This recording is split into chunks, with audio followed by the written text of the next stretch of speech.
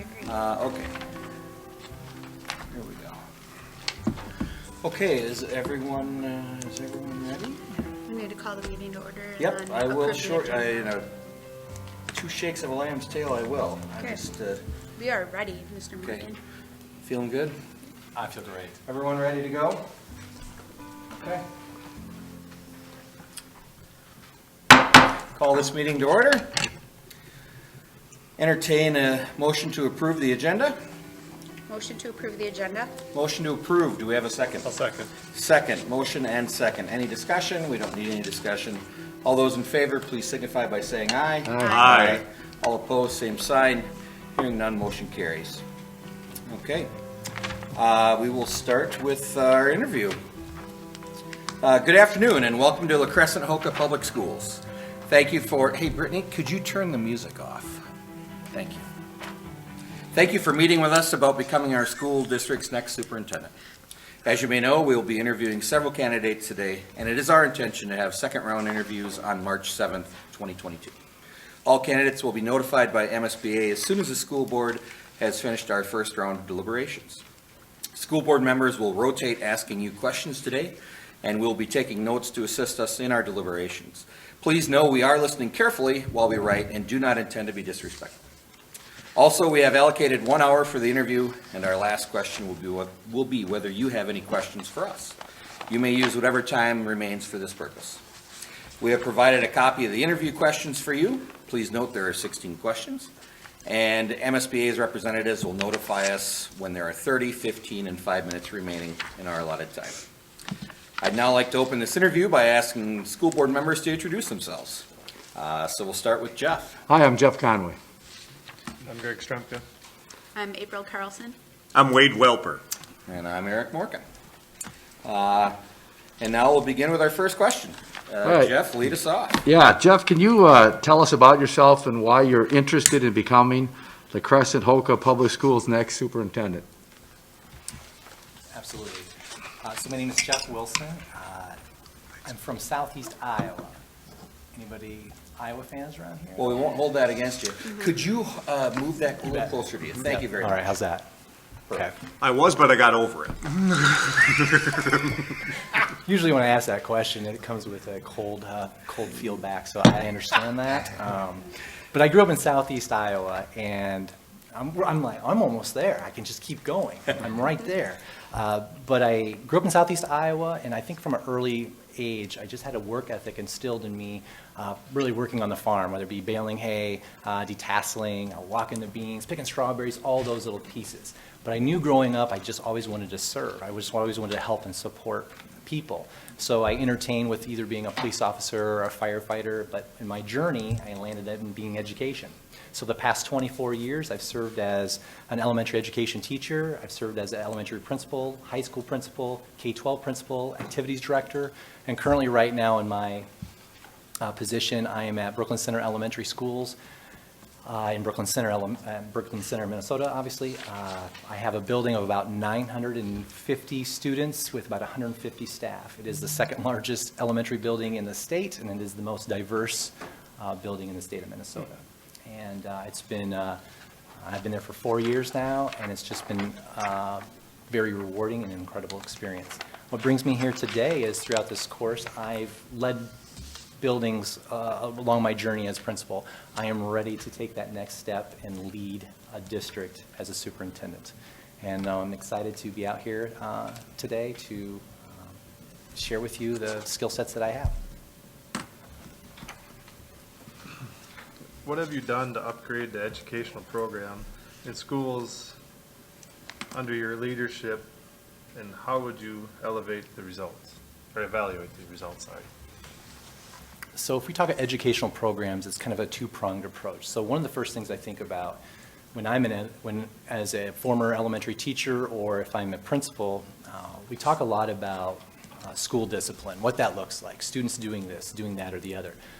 One of the things that I'm very passionate about is, aside from there's the PBIS model, but also responsive classroom. And I'm a big believer in responsive classroom model. And it's just a tool set to help our staff work with students and have students have rituals and routines in play for them to understand how to work with one another, collaboration.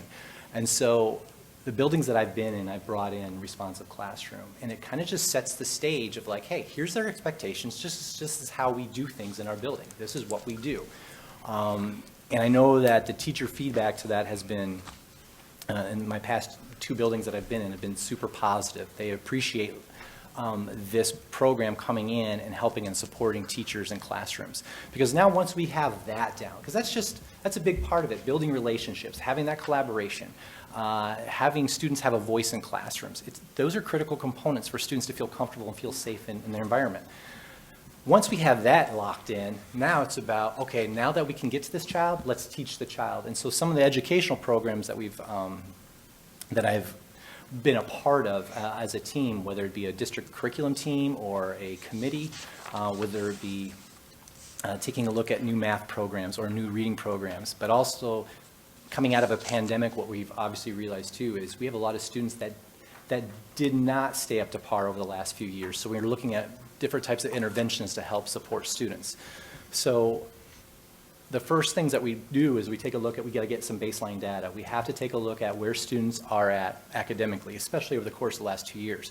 If we're having a 5th grade student right now reading at a 2nd grade reading level, you can imagine when the student leaves our elementary building and goes to 6th grade, the student is going to be pretty frustrated sitting in a 6th grade classroom with a 2nd grade reading lens. And then what happens? Now the student might be frustrated, might be acting out, and then this atrocious label of EBD might be thrown on this child. And now the student is labeled out for the rest now from middle school to high school. And so what are we doing to help and support students who have fallen behind the cracks, or between the cracks? And then what can we do to help build and scaffold their learning through this process? So we take a look, you have to take a look at data. What does the informal and formal assessments look like that our teachers are doing? What is the MAP test, the NDLEA test? What do they look like for students? The MCA tests. We've had a reprieve over the last 2 years. We have not had to take the MCA test the last 2 years. I know Brooklyn Center last year, because of other pieces that fell into place in Brooklyn Center, we did not have to take the MCA test last year. So we missed out on some good data there, but at the same time, we weren't really worried about student data. We were worried about students being put together and being okay emotionally, socially, emotionally being okay, moving through the transition of coming back to school. So those are a few things that we've done that I've worked with to help with just making sure we have the appropriate structures in play for collaboration with students and staff, and also taking a look at what are the gaps for our interventions, and also we added a new math program to the component. So for me, for instruction, the curriculum, it's always been in my purview. I've always been a part of it, being a former math coach as well. That is something that I thrive with, and I'm very much interested in staying in that ball game of that. And as an instructional leader, as your superintendent, you have to be involved in those pieces. Can I ask a clarifying question? You talk about responsive classrooms. Yeah. What if board members, parents, or teachers are skeptical of it? How do you talk them into it? Great question. I think that if we have people who are skeptical of it, then it's a conversation we have as to the research. What is the research, though? Because it is a research-based program. It's not just, this is the best thing coming off the shelf today. What are the things that are happening in this program that can really help our teachers have tools to help and support our students? And once we get into that dialogue, it really turns into, oh yeah, that makes sense. And the reality is, responsive classroom, it's just been repackaged over I don't know how many years, and it's just named differently. But these are the resources that have really been tried and true to the program to really help students. And again, it's not you did well, here's your little cookie. It's nothing like that. It's more of intrinsic motivation, so students actually feel successful being in school and doing that. But it is a lot of conversation for parents that don't know. When we have conversations with teachers and families about, hey, here's a program we're looking at, in all honesty, in my 12 years of doing this, we've not had pushback like, yeah, that's a bad idea. Just because it's a program that it makes sense. It helps students and it helps teachers teach. And so. Thank you. Yeah, thank you.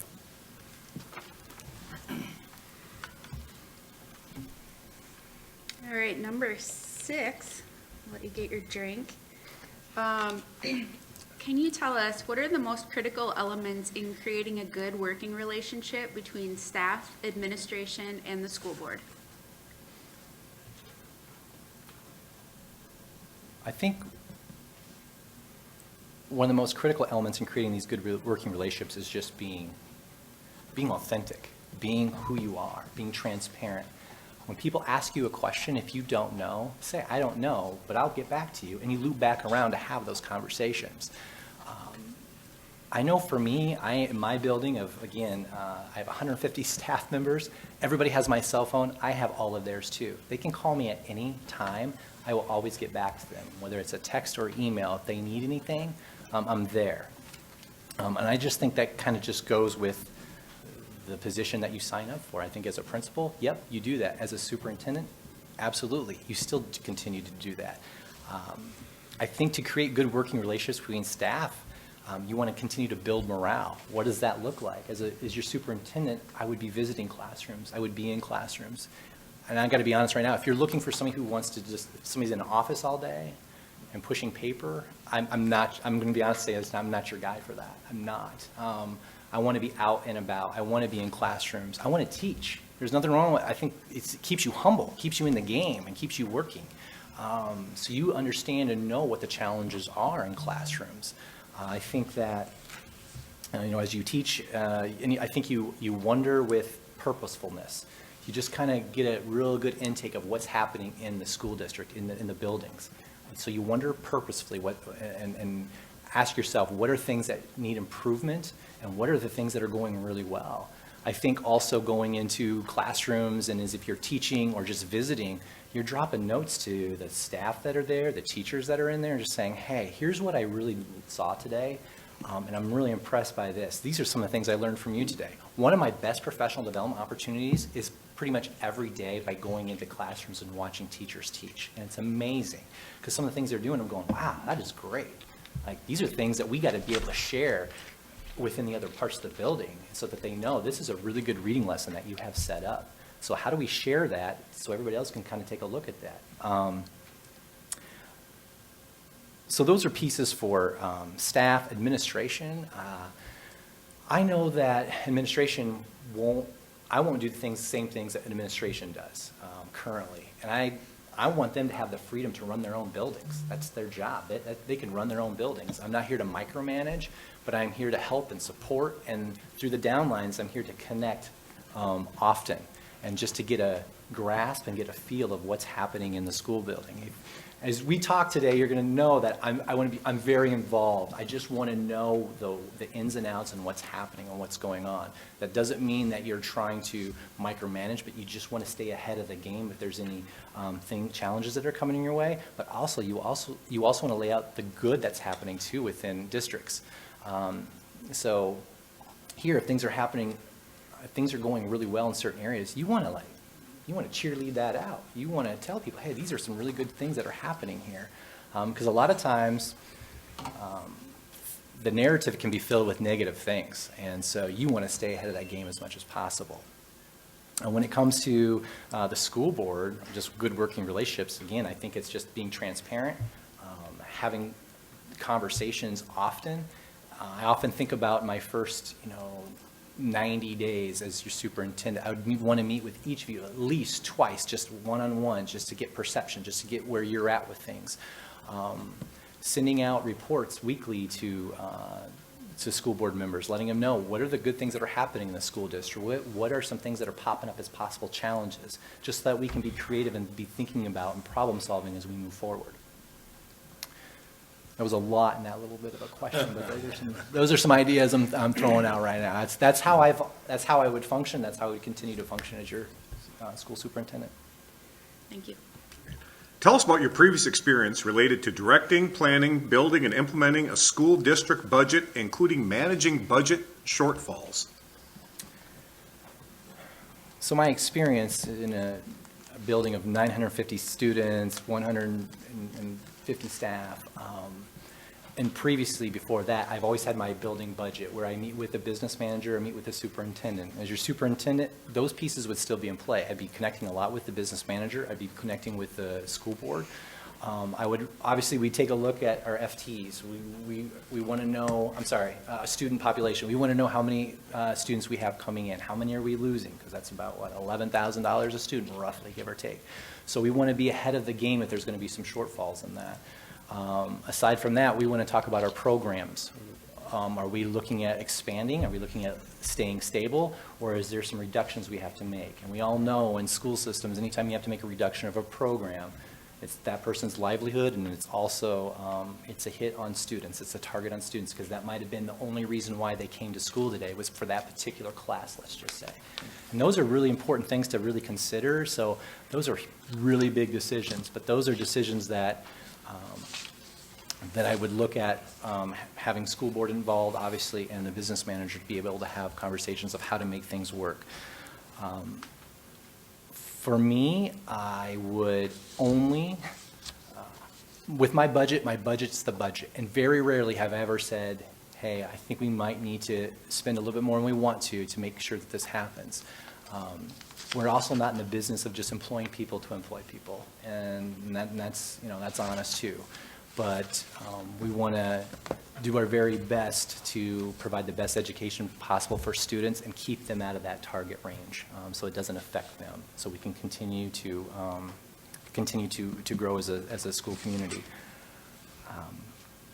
So the other piece I would have to that then is my hands are in everything when it comes to the directing, planning, and building, whether we are adding a section of art, whether we're adding a new STEAM program, whether we're writing grants for those pieces.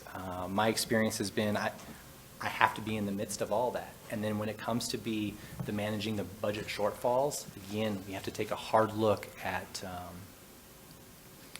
what the effects of that's going to be. What's the domino effect? Because it can get ugly real quick. And I've been in school districts as a principal where I've had to make some really bad reductions, and it's not fun. It's not pretty, and it's hard. It's hard. But those are my experiences that I've had with it. Thank you. We're looking for a leader who has a record of involvement and visibility in both the school district and the greater community. Provide us with examples of how you'll be involved, visible, approachable, and accessible in our district and the greater community. Right. So I spoke a little bit about, I know the sun is just coming down.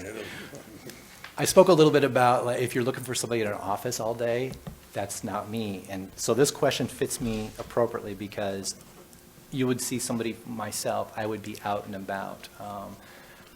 It would be nothing for me to go up and talk to anybody at any given time just about anything. And I think in a position, certainly as a superintendent, you're the face of the district, that you are out and about. You are at the fine arts. You are at games. You are at activities. You're a sponge. You're just soaking it in. You are a part of the process. This is your community too. The question sometimes I hear is, well, how do you fit in? I have to literally make myself fit in, because I'm not going to expect people to come to me. I've got to go to them and then show that, yep, I'm here. I'm a face here, and I want to fit in this community. So in my past experiences, that's just it. Like everything, you show up every day. And for example, for me, being gone today from school is like kind of a shock. Like I'm still on the phone. Hey, how are things at school? How are things going? But you have to just show up every day. You have to be a part of the process and activities. Again, like I talked earlier, being in classrooms, teaching classrooms, talking with stakeholders. Maybe you're at the local coffee shop. Hey, here's a meet and greet, or here's some things that are happening down the road that I want to get some input on. Just being available, being transparent, and being authentic in the work that you do. Thank you. All right. How do you build trust and collaboration within the school district? And can you provide an example of that in your current job?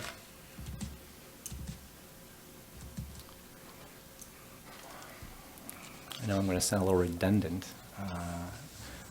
but for me, my current position, building trust and collaboration, is just that if there's information I know, for example, for my communication reports, I put out a weekly report to my staff every Friday. I hit it by 10 a.m. so they know what the week was about and what next week, what we're looking forward to. And from that report, sometimes there might be questions about this, that, or the other, and I'm just very honest. I'm not sure about that particular question, but I'm gonna circle back and get back to you. And then I'd take that question and I'll put it in the next Friday's report to people so that they know if this is what a hot topic is, I'm gonna let them know. The other piece too is, with humanity, yes, teaching and learning, the business of teaching and learning is very important, but so is connecting with individuals, connecting with people, and also on the outside. Hey, I think what you'd find with me in my current building is I'm very connected with my staff about, certainly over the pandemic has really sharpened my skills because it gives you an opportunity to really check in with folks to understand how are you doing, how's mom doing? I know she wasn't doing really well. We're talking about a different emotional level, and it's not about just, is your lesson plans done? No, this is about, hey, how are you today? Do you need a break? Are you able to get through the day today? If not, okay, I'll come in, I'll sub for you. How's that? So it's those things that I know have built trust over the course of the last 4 years.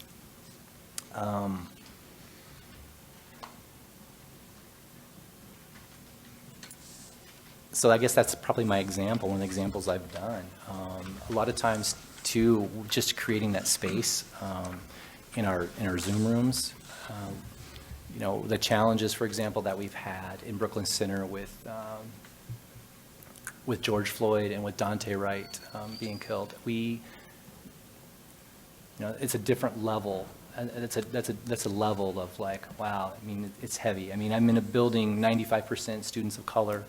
I've got certainly staff of color, not as high as percentages as our white, but what I can say is when those interactions happened, I can just say as a white male leader, it hit me, but it didn't hit me, it hit me in a different way than it did our people of color.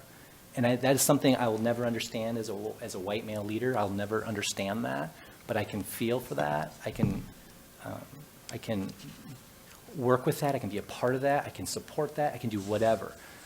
And that's the best that I would do is we would create these Zoom rooms just for people to talk. And it was literally like a big social counseling for staff to be able just to say their piece about things. How do we maneuver? What do kids say? How do we coach them up through this? How do we talk them through this? And that's a big learning journey for me and for many people through this time frame. So those are some examples anyway that we've gone through, and just again being very transparent and the hardships that we've had and continue to have at Brooklyn Center. Thanks. What would your school board and/or administration say are your strengths and areas for improvement?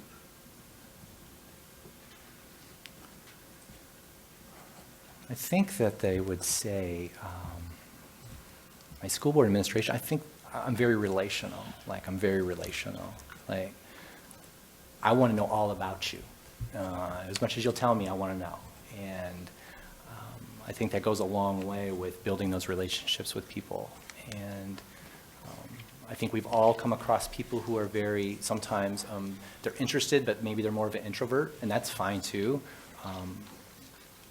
I present myself differently, I think, where if you're going to tell me something, I'm going to listen and try and understand. So I think that they would say that I'm very relational. And then area to improve on. I think for the past few years, and I think I've gotten better at it, it's just the social justice, the inequities that have happened, just to kind of shift and move through there. I think I was kind of probably just kind of a deer in a headlight, you know, maybe 4 years ago when things would go down and not quite sure, but now it's like, nope, been there. We've gone through 2 major social injustice pieces. We've gone through a pandemic.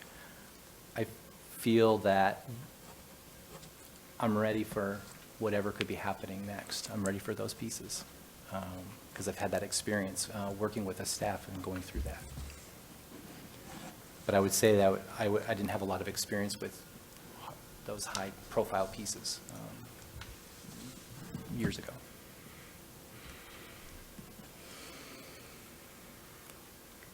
Alrighty, we are on question 11. This is 2 questions, but they're related. How will you lead to ensure that the diverse backgrounds of all members in our school community will be heard and included? How would you create an inclusive learning and work environment for all members? So I can't say enough. I recognize my white privilege. I recognize myself being a white male superintendent, that I already hold leverage. I would hold leverage on that. So it's really important that I would be bringing voices into the conversation, all voices. Whether it's affinity group for people of color, whether it's affinity group for white people, whatever it takes. I mean, those are the pieces that we have going on in our building right now. Just as we kind of sort through and we have conversations about things, and it's going really well. I mean, this is what it's about. It's about building an inclusive environment where people feel good about coming to work. It's building an environment where we want our students to feel comfortable in classrooms. It's about having professional development and conversations on social justice and on equity. And what does that really look like? What does that really mean? So the pieces that I have gone through, still I'm working through with Brooklyn Center, I mean, they're solid pieces to build inclusivity within school districts. And I would continue to build those forward as we move along, because we may have a student, you know, we talk about this all the time, you know, we are predominantly all-white community. We might have, you know, maybe 2% students of color in there. I can tell you, this is, anybody who's a person of color, they come into the room, the first thing they're doing is scanning to see if anybody looks like them. It's the first thing that happens. And they tell me that all the time. Yep, that makes sense, I get that. So how do we create that environment where our staff and our students feel comfortable and with having a voice at the table? So those are pieces I think are extremely important and need to have happen in any school district in the country. Okay. This one's a little simpler. Why you're looking to move on from your current position? This isn't so heavy, is it? There you go. They give me all the easy ones, that's why. Okay. No, as I said before, I'm ready. I'm ready. I'm ready to take the next step. I'm ready to help lead and support a school district. I'm going to miss my kids. I miss my staff. I'm really going to miss my kids, but I'm ready to take that next step and move on. And I've had my superintendency for 8 years now, 8 years now, and it's just been sitting there. And I don't know if there's any other questions that relate to, 17. I'll talk about that later. There's rhyme and reason why I stuck around a little bit longer at Brooklyn Center. I just wanted to see some things through, and I feel like we're in a place now where we have the momentum, and it's a good time now where I feel like leadership in that current building can kind of take on, and I can move on with my journey. So that's where I'm looking at right now.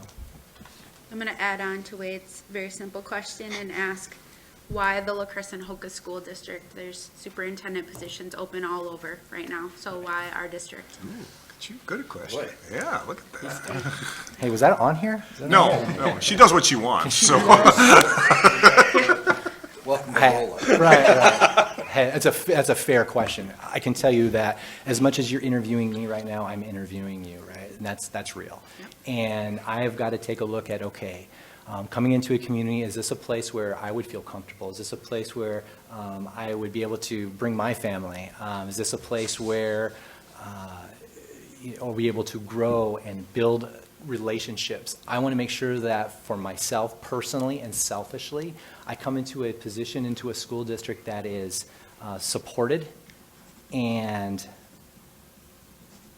that aren't always just with the norm of this is always how it has to be, but just a little bit of like flexibility with whatever that may be too, I guess. I'm not a micromanager. I don't want to be micromanaged. And at the same time, I appreciate structure too, if that makes sense. So yeah, you're right. I'm exploring just to kind of see, what's out there. And What's your favorite apple? the Honeycrisp. Oh, come on, I could. All right, thank you. Honeycrisp. Boom. Get the attorney. I have no idea what that meant. But I'll go with it. Okay. And in all honesty, like, I think bringing fun back to school is okay. Like, let's bring fun, breathe life into schools again. It doesn't have to be so stagnant that we're a bunch of robots walking around. And I just want to be in an environment where it's fun. You can still have high, rigorous learning and having fun at the same times. And as any of you out there know, sometimes you might see a classroom that's just, whoa, it's chaotic. Guess what? That most chaotic classroom is probably the most learning that's also happening in that classroom too. And I've seen that lots of times, and it's amazing. So thanks for the apple there.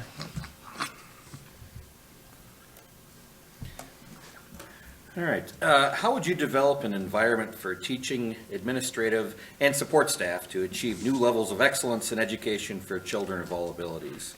Then there's this tag-along question. Give us an example of developing a successful environment. And we have 30 minutes left, 26, give or Okay. take. Yeah. Okay. So I am a broken record here because I guess I'll revert back to a little bit like the responsive classroom model. We want to have structures in place. We want to have rituals and routines in place, I think, in schools. And it doesn't have to be so rigorous that there's no gray area. What I'm trying to indicate is that I think it's important that teachers are able to teach and there are structures in play for students to understand and help build these responsibilities with their classroom teachers. I think that goes a long way with students. Sorry, I lost my question here. 13, are we on? Yeah. Yep. So I think by giving our staff tools to be able to do this, I'm a big believer in professional development. A lot of times we have teachers that, okay, here's the new math, program for you. Have fun with it, and there's no backup or no professional development to it. Especially for our new teachers, that is critical that we're missing something there. It's a big stopgap. We have got to make sure that our teachers coming on board and our teachers who are on board are all on the same page and have the professional development, have the skills, have the tools necessary. Not to say there won't be challenges, but let's give it at least a chance. Like, we have to kind of work through that. But I've seen all too often where we just kind of throw people in and just expect for them to swim. And we can't continue to do that, especially nowadays in education, with the influx of people that are leaving. Sorry. That's all right.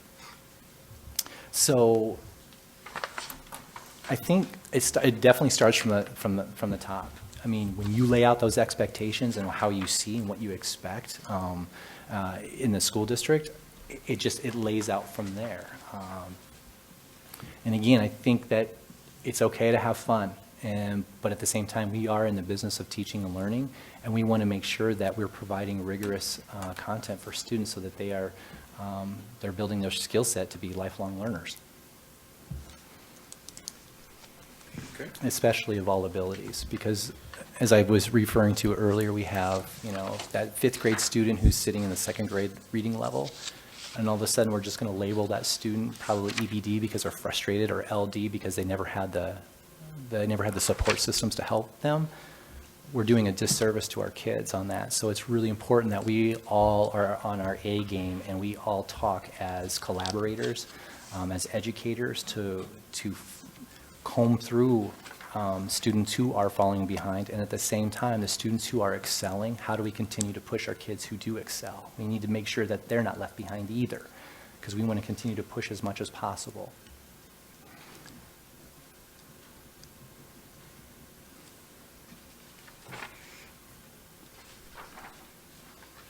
All right, thank you. There we go. All right. How would you suggest establishing a reasonable balance between budgeting for needed school district improvements and maintaining the fiscal integrity of the school district?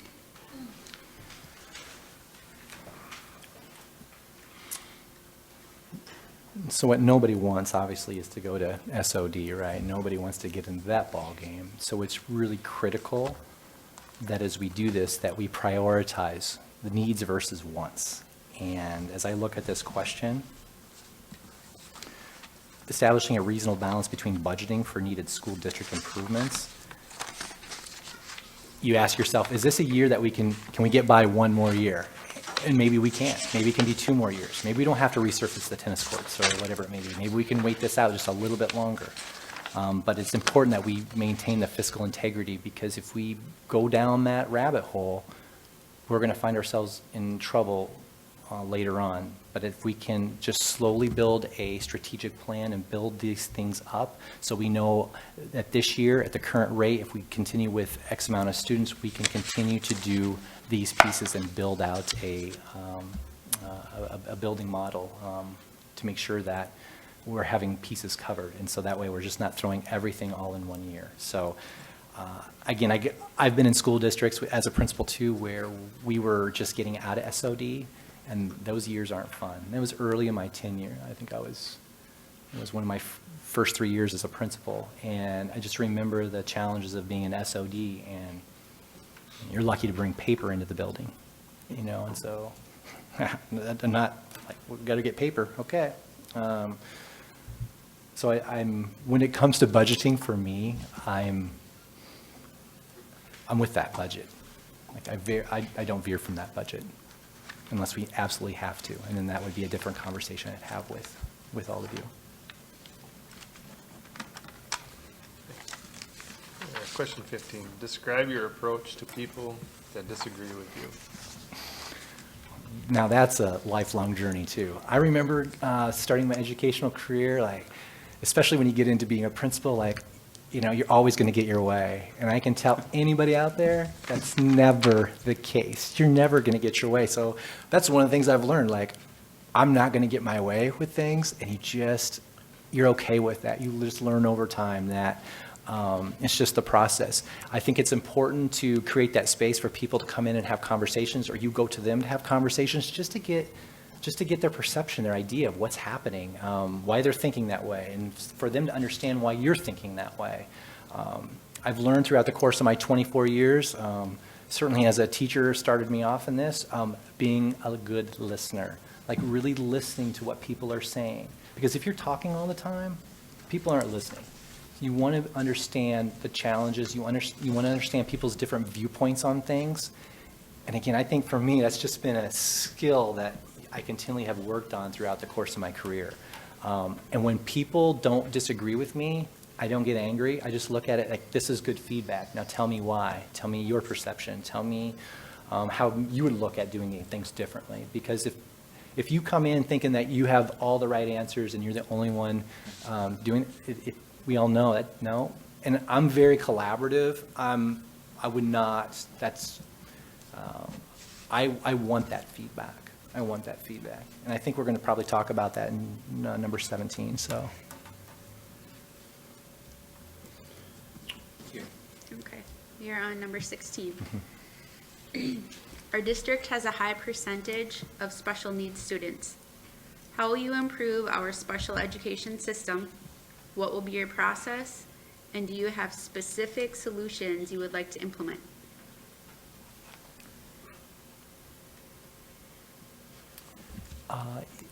and this is a question I have, is LCH, do we have a consortium with another, like a cooperative with special education to help and provide services and things of that nature?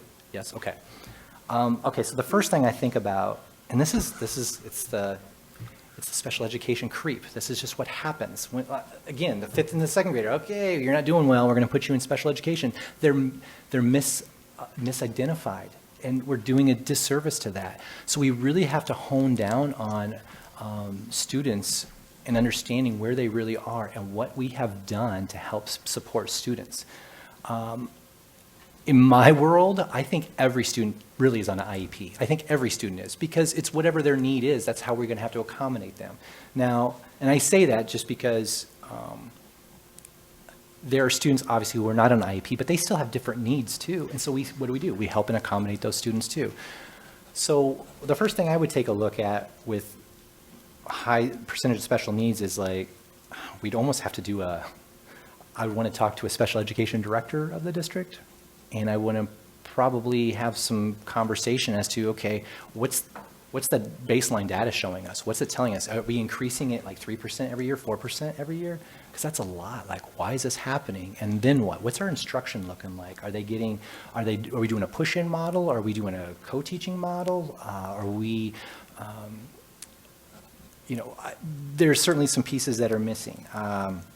So those are just pieces I'm thinking off the top of my head that I would be looking at for my process, just honestly connecting with the SPED director. And then I want to connect with teachers, and I want to connect with the paraprofessionals who are also with the students every day, because they're in it every day with the students. Their knowledge is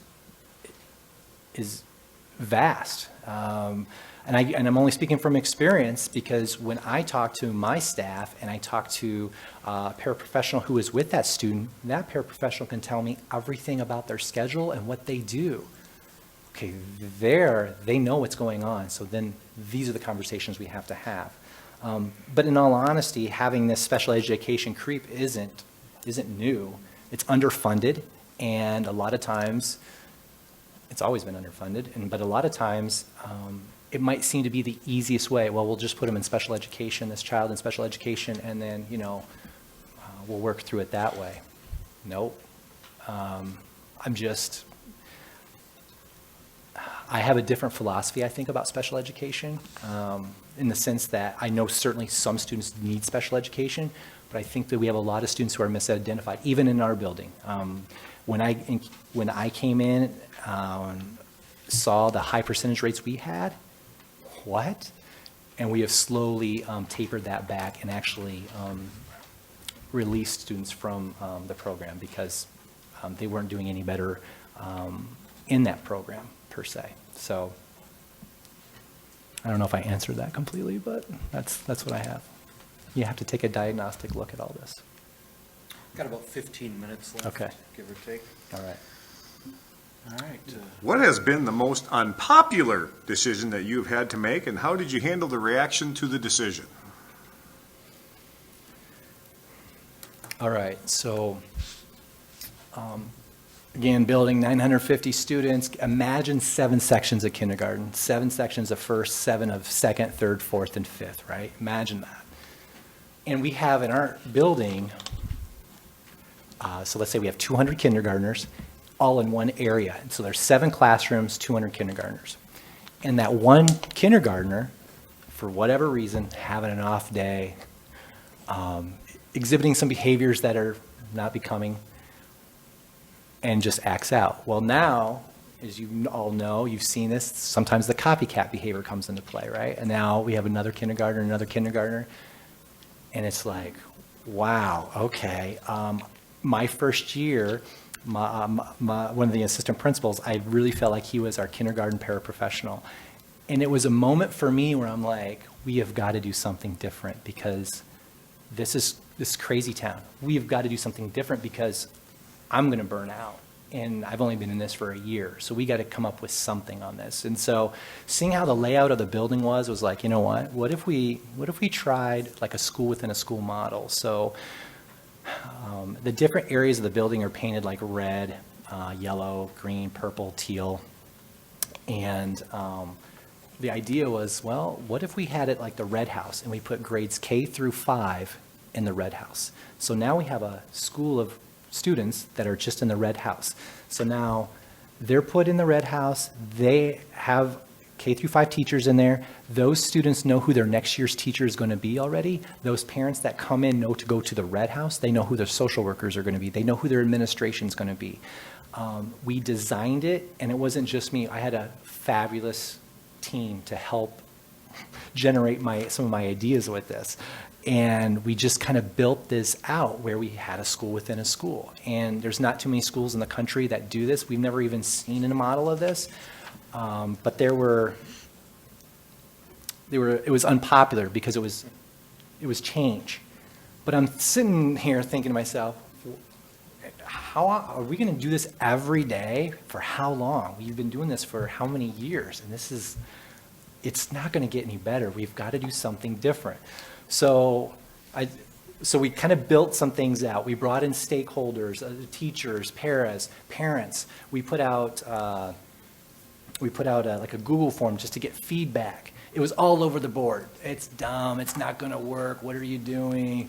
And from, yes, we have to try something new. Yes, we have to do this. I think it's a great idea. So all over the board, right? And then we presented to the school board, and I got the blessing from them and the superintendent. She's like, Jeff, do you think we can do this? I'm like, we've got to do this because everybody's going to be leaving this building. And when I came in, by the way, there was 24, when I came in the same time as 24 new teachers. It's a turnaround school. It's an inner city school. It is a lot of changes. I think I was the 4th principal in 6 years, I believe. But I'm stubborn. I'm dedicated. I'm determined. I'm loyal, probably to a fault, and I'm going to see this thing through. And that's why I stayed. And so here we are, year 4. And even through a pandemic, even through social injustice, we are still doing this. And it's not perfect, but boy, is it so much better. Is it so much better? And I know families now are like, no, I really like that. We can come in, we know who the teacher is, and we know who next year's teacher is going to be already. So that's kind of cool. And the siblings are all in the same house too, and so it worked out really well. So I'm really proud of what our team has accomplished in doing that. And it was a team collaborative effort. And not to say that there wasn't any challenges, but I did have an anonymous email or a notebook paper like this, and it was written out of, Jeff, I appreciate you wanting to do some change. But basically, here's the laundry list of 20 things why not, or why you shouldn't do this. And again, I don't always get my way, right? I want to know who wrote this. I'm like, no, you don't. Yes, I do. No, you don't. Okay, I do, but let it be. Let it be. And I took that paper and I balled it up. And I sat it there, and I still have that paper today. And that was my drive. That was my fire, and that was my focus. Because everything that they said we couldn't do, we did. And so that was my driving force on that. I think that our educational system in that building is better for it. And over the last 4 years, I think I've had 6 teachers leave. That's pretty good. That's pretty good. Yeah. So we've been consistent. And anybody knows the world out there with educators, here's your red carpet. Please, what do you need? We will take care of you. They're important. We're important people. So. I've got the last question for you. We also are approaching 10 minutes left. So, describe a time when you wished you'd been more collaborative with others. What did you do and what did you learn?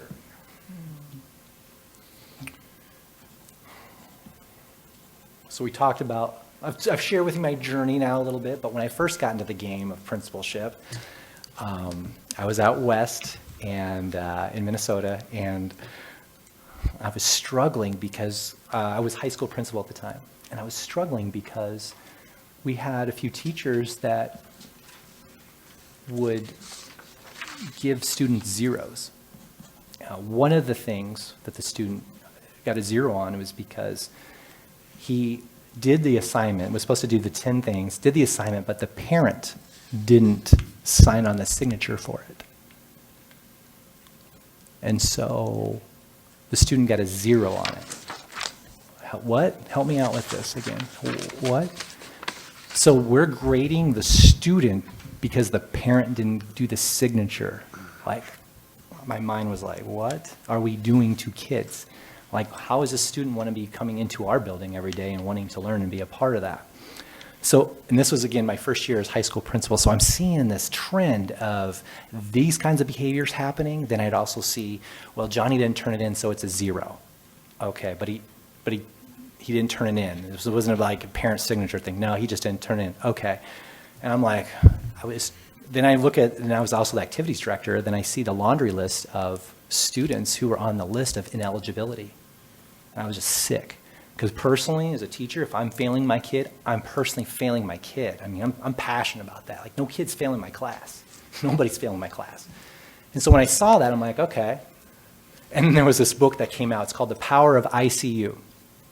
I don't know if anybody's read it. It's probably 18 years old now, but and it just talked about a systems approach to like helping kids be successful. And if you think about it, if you throw up on the board like 80, 70, 80, 70, 70, 0, and you average that out, that kid's failing. That 0 just crushes that kid's grade, right? So here in my mind, I'm like, this is where I wish I would have had more collaboration, but I'm like, nope, I'm just going to go and we're going to rebuild this out. I had a small group who were with me, but boy, did I leave a lot of people behind. I didn't realize that people were just like, yeah, whatever. What I found myself doing is I was doing a lot of the work, and I needed our staff to be able to do the work with the kids. And so the systems that we had in place, is those students who, it was kind of like, I think I saw, is there a flex hour here? I think I saw that in the art room. There's a flex hour, right? And in that flex hour, is that a time for students to go in if they need additional support, help, things of that nature? Yep. So it was creating that type of a flex hour. What I found out is staff weren't really on board with doing anything like that. Okay, so that's going to be detrimental. I found myself taking a bunch of students during their lunch, and I was with them during their lunchtime working on their grades. And it was just, if I could go back and like try to resell that, I would have done things much differently. I needed to have people on board, but I was so passionate. I was frustrated that we would just, it's an F, it's a 0, no biggie. No, it is to me. And so that was one of my first faults coming in as a principal, and I've learned a lot from that moving forward, because it takes collaboration and it takes a lot of hard work to get where you want to go. Again, then we're looking at 15 years ago that was, but that's something that'll stay with me forever. So when something comes up new, I'm like, okay, how do we make sure we have all the people in play to make this thing go? Because if it's just me, it's not going to go. What questions do you have for us? How many minutes do I have? You've got 3? 5. Okay, 5. Okay, I got 3 quick questions for you. Okay.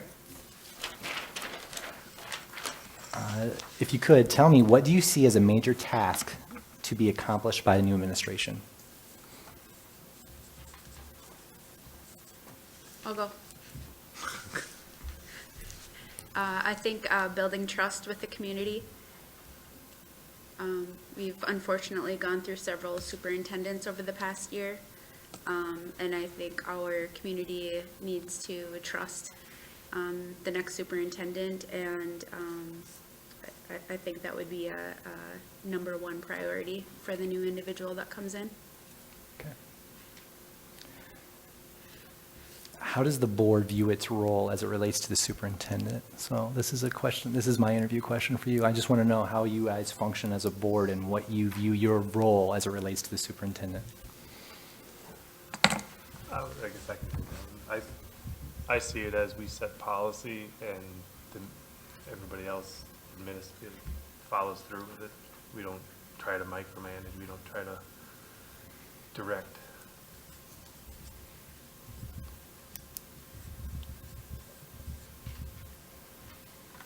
All right, here's the last one. This is the easy one. You can breathe now on this one. What is the board's source of pride in the district? What is something you go to bed and like, man, that's awesome. I really like that we're doing this. Or this is what I'm really excited about. This is what gets me up. This is why I'm a school board member. This is why I love this job. I'll take this one. I'm incredibly proud of our staff. We've had we've had a lot of things come down the pike on top of COVID and everything else, untimely deaths, you know, you name it. And so they've pivoted like nobody's business when we had to do online learning when COVID first started. That's the first example that kind of jumps out at me. With the, you know, we had a couple students pass away. We had a beloved staff member that was passed away, and while she was still teaching, and just they've gone through a lot, and they're doing a good job, I think. And the kids, of course, too, but the kids is the easy answer. So, anyone else? All right, and thank you for that. All right, that's it. It's a wrap. That's a wrap. Thank you. Thank you very much. All right, thank you for your time today. I'd recommend Corky's on your way out of town for some pizza. This is a hard group to control. Great. Thanks, everybody. Appreciate it.